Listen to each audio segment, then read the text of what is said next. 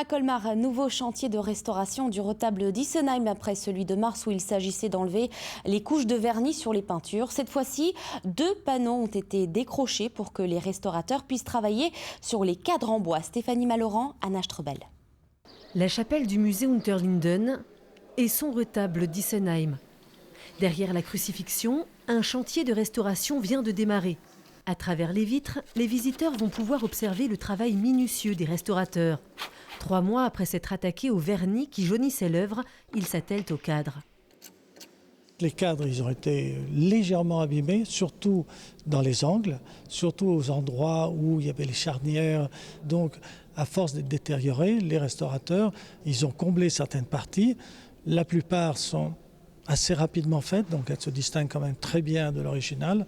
Donc l'idée, c'est d'enlever ces parties qui seront ensuite rebouchées par l'ébéniste support bois. Un chantier de 5 semaines sur 2 panneaux, la visite de Saint-Antoine à Saint-Paul et la Nativité. Sur cette structure en tilleul, Gérard Aubert, spécialisé dans la restauration des supports en bois, prend connaissance des dégâts. Il va falloir traiter par exemple les trous de larves. On a des trous d'envol qui se perçoivent très bien, donc il va falloir faire une intervention pour stopper l'infestation par ces insectes xylophages. Ensuite, nous avons des cassures et des fentes, donc nous allons recoller ce qui tient mal.